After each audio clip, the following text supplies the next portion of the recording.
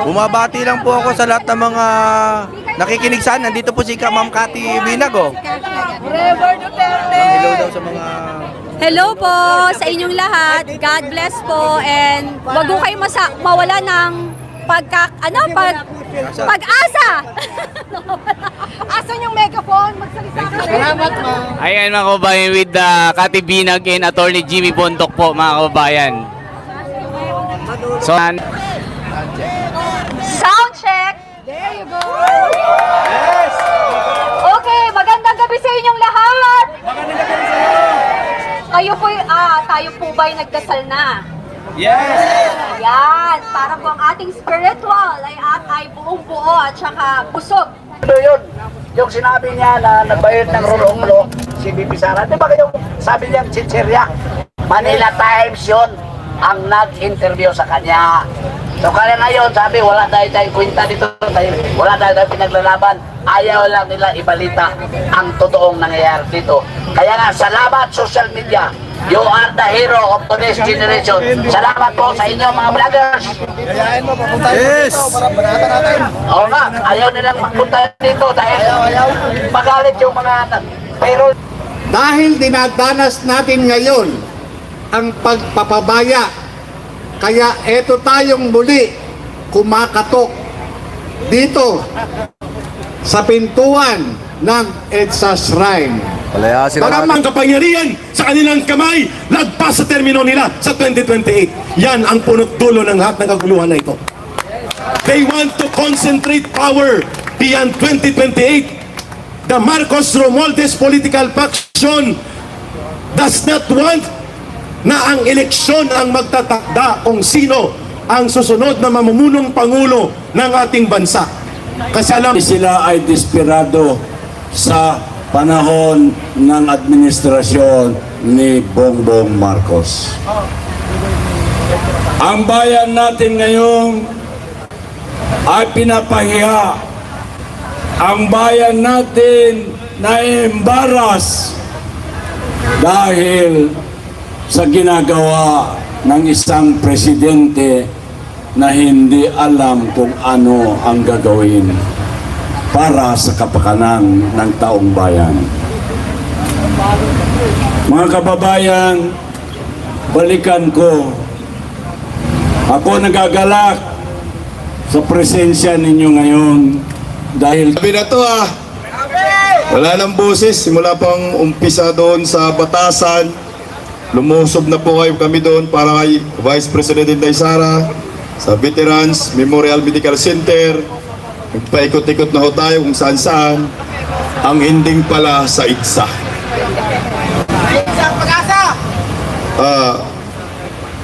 Simple lang ho ang aking mensahe.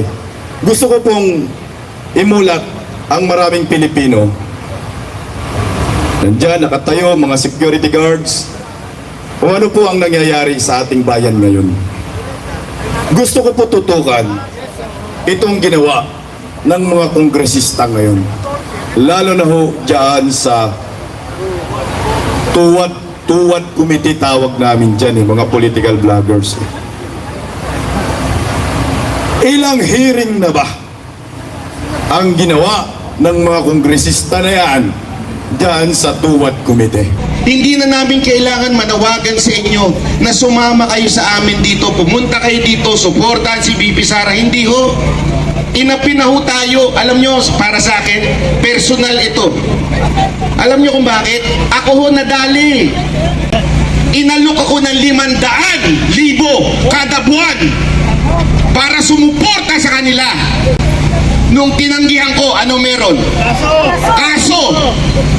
Etong linggon to pupunta ako sa Legazpi para harapin ang kaso ko. Bakit? Hindi na ako pumayag sa 500,000 kada buwan. Sana natutulog na lang ako Nagigits nyo yun? Pero hindi kaya ng konsensya ko na batikusin si BP Sara Duterte na walang dahilan. Sana kung tarantada yun, okay Araw-araw natin banatan, pero hindi ho tama Hindi ho ako nagpapaka-righteous, nagpapakabanal. Kailangan ko yung pera. Pero masama na ho yun Isipin nyo kaninong pera yung mapupunta sa akin. Pera ninyo. Sa inyo galing yun. Di ba ho, sa inyo po galing yun. Kukunin ko para siraan lang ang mga Duterte.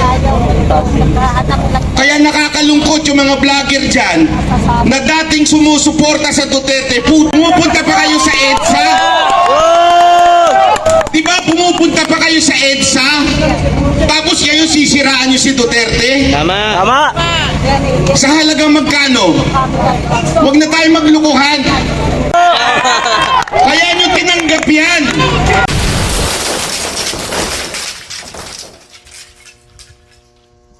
Bigay lang ako ng update sa nangyayari sa taas. So, hindi ko na lang din banggitin yung mga pangalan kasi nag-request din yung mga patients na huwag banggitin yung mga pangalan nila. So, ang isang patient, may clearance na siya. Ang decision niya is umuwi muna sa kaibigan niya. Natatakot siya umuwi sa sarili niyang bahay. So, ang decision niya, pag-discharge niya dito, ay pupunta siya sa kaibigan niya. Doon muna siya titira. And then yung isang patient, waiting siya for discharge. At ang sabi sa kanya ng private doctors niya ay lumipat siya ng hospital. So, yun yung gagawin para sa kanya. Dahil po, bakit po lumipat ng hospital? Well, hindi niya nasabi sa akin. Ang nasabi lang niya sa akin ay yun yung gusto ng private doctors niya na lumipat siya ng another hospital. So, yun din yung gagawin niya kasi right now, yun lang din yung pinagkakatiwalaan niya, yung mga doktor. Tonight po siya lilipat. Nag-aantay siya na kanyang discharge and clearance. Yung contempt order kay Atty. Zalaika Lopez, dapat po matatapos yun today. Ano pong balitan? Na-extend po ba or hindi na, nag-lapse na? Malamang siguro wala na yon kasi nag-aantay na lang yung lawyer dito sa taas ng clearance from all the offices concerned. So, likely baka considered as nag-lapse na yon. But ang gusto lang talaga ng lawyer is merong document na nagsasabi na cleared na siya.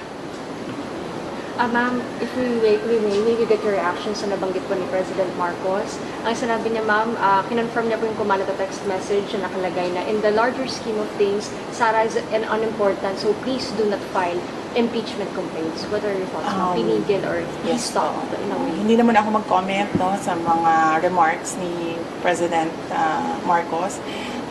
But sorry, may nakalimutan ako na update sa taas. Gustong ipaabot nung dalawang patients ang pagpapasalamat niya sa inyo, sa media, kasi binantayan niyo daw sila at hindi niyo sila iniwanan. And gusto din nilang magpasalamat sa mga doctors and lahat ng healthcare professionals na tumulong sa kanila. And of course, sa mga lawyers din na nag-assist sa kanila all throughout the crisis. So, isa din yon sa mga message nila galing sa taas. Salamat daw sa inyong lahat. At dahil daw may clearance na, pwede na rin daw, cleared na rin daw kayo from them na umalis or iwanan sila dito. Isa sa kanila lalabas sa today? Sure. Ang isa, nakaalis na. Oo, nakaalis na yung isa. Ang isa na lang yung nag-aantay ng clearance. Possible din po lumabas today? Possible din po ma-discharge? Well, hopeful sila na merong ganon na mangyayari today. Pero I think meron ng assurance ang lawyers na mangyayari yon ang kanyang clearance and discharge today. So, nagpapasalamat. Kaya nagpadala na rin siya ng pagpapasalamat dito sa media, sa inyong lahat, sa pagbabantay, pagtulong at pagprotekta sa kanila. Sorry, NBI investigation, December 11. Pupunta po kayo? I'll have to run my schedule day by day kasi nagbabago siya ngayon araw-araw dahil bigla na lang may nangyayari na mga bagay kaya hindi ko magawa yung schedule ko ng malayo pa. So, we do it day by day sa ngayon, yung schedule. So, hindi ko pa masagot kung pupunta ako sa December 11. Tsaka, ang isang consideration dyan ay sinusunod ko kung ano yung mga sinasabi ng lawyers sa ngayon. So, kung ano yung sasabihin or ano yung advice ng lawyers, yun yung gagawin ko. How about the good government hearing, committee hearing? Yes, oo. Nag-express kasi yung isa, dalawa, tatlo. Nag-express yung tatlong mga resource persons from the Office of the Vice President that they really feel safer and medyo kumakalma sila kung nandiyan ako. Ang worry ko lang is right now, wala na kasi kaming chief of staff, affected din yung assistant chief of staff ng office. So ako na lang talaga yung naiwan sa opisina to do everything. And meron ding mga year-end activities ang office. Meron din kaming mga Thanksgiving activities. Meron kaming budget utilization review dahil merong mga budget na kapag hindi nagamit, naglalapse yan by December 31, as well as yung planning for January 1 kasi bago na yung budget by January 1. And kung nakikita nyo, December na bukas, so we have just 1 month to do all those things. So, yun lang naman yung problem ko. Yun pa lang dito kayo ng comment regarding po sa sinabi po ni Congressman Jay Kong Moon po na kung hindi lang daw po kayo maagang nag-ambisyon na mag-presidente, tahimik daw po ang lahat.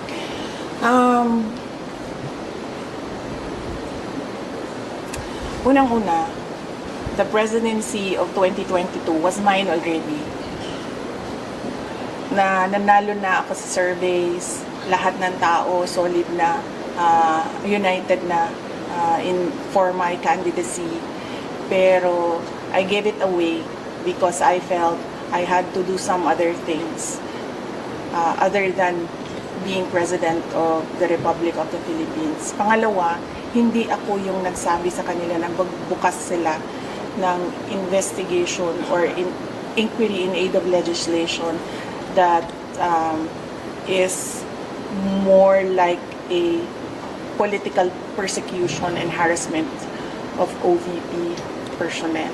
So, wag nila akong i-gaslight into saying na ako ang dahilan ng kaguluhan na ito.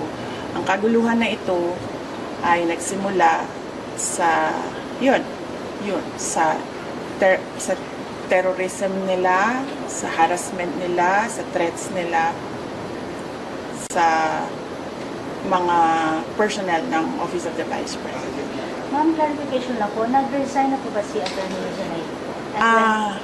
Hindi pa siya nag-resign, pero nagsabi siya na mag-i-indefinite leave na siya. So, once ma-cleared siya dito, she will file an indefinite leave from the Office of the Vice President. Ang sabi ng Presidente, never say never kung mag-reconcile kayo dalawa. Anong comment po doon? Will not comment on the remarks of President Marcos sa ngayon. Thank you. Message na lang sa mga supporters sa EDSA Shrine. Yes, oo. Well, nagpapasalamat din kami sa mga supporters namin sa EDSA Shrine. And syempre yung iba pa na kahit hindi namin supporters ay nagpapalabas ng kanilang saloobin sa mga nangyayari ngayon. Dahil nagbabantay din sila sa mga pasyente natin dito sa Veterans Hospital. And nagpapasalamat din kami sa mga tao na nasa labas ng Veterans Hospital na nagbantay din sa mga pasyente. Malaking tulong yon sa akin, yung media, yung mga tao na nagbabantay. Si Senator Bato de la Rosa na hindi talaga niya iniwanan yung mga pasyente. Si Senator Bongo na nag-substitute sa akin dito. Ang laking tulong nun lahat, ninyong lahat sa akin dahil nakakagalaw ako, nagagawa ko pa rin yung mga iba kong kailangan gawin na mga trabaho. Ma'am, Thank you. Ma'am, nag-usap na po ba kayo ni Chair RD? Thank you, ma'am.